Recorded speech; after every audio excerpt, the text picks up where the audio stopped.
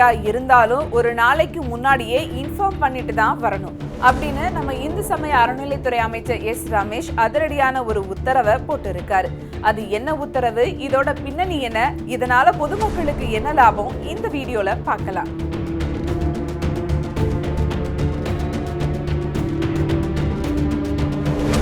இந்து சமய அறநிலைத்துறை அமைச்சர் ரமேஷ் போட்டிருக்கிற புதிய விதிகளை பத்தி ஒவ்வொன்றா பார்க்கலாம்.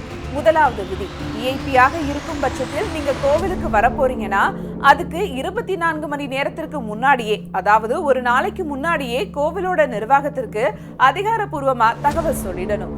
இரண்டாவது விதி, கோவிலுக்கு வர விஐபிக்கள் அரசியல்வாதிகள் இல்ல, சினிமா பிரபலங்கள் கூட அவங்க வேலை செய்யற அதிகாரிகளோ ஊழியர்களோ யாரும் அவங்க கூட நின்று செல்ஃபி எடுக்கவோ போட்டோ எடுக்கவோ கூடாது.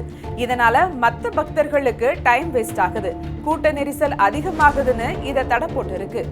மூன்றாவது விதி, எல்லாவற்றிற்கும் மேலாக விஐபி வராங்கன்னு பொதுமக்களை நீண்ட நேரம் காக்க வைக்க கூடாது. பொதுமக்களோட தரிசனத்துக்கு தான் ஃபர்ஸ்ட் பிரியாரிட்டி கொடுக்கணும்னு ஸ்ட்ரிக்டா சொல்லியிருக்காங்க. கடந்த மே மாதம் அமைச்சர் ரமேஷ் திருச்செந்தூர் முருகன் கோவிலுக்கு ஒரு சாதாரண பக்தர் மாதிரி போனாரு. முகக்கவசம் போட்டுக்கிட்டு மாறுவேடத்தில் திடீர் ஆய்வு செஞ்சாரு. அங்க விஐபி தரிசனம் எப்படி நடக்குதுன்னு சாதாரண நபர் மாதிரி விசாரிச்சப்போ அங்கிருந்த சில அர்ச்சகர்களுக்கு ஊழியர்களும் அமைச்சரிடமே விஐபி தரிசனத்துக்காக 4000 ரூபாய் லஞ்சம் கேட்டிருக்காங்க. இதனையடுத்து அந்த லஞ்ச நெட்வொர்க்கை அப்படியே அம்பலப்படுத்தினாரு.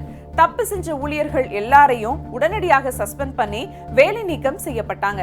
இந்த சம்பவத்துக்கு பிறகுதான் விஐபி தரிசனத்துல பல முறைகேடுகள் நடக்கிறதாகவும் அதை உடனடியா சரி செய்யணும்னு இந்த புது ரூல்ஸை கொண்டு வந்திருக்காங்க.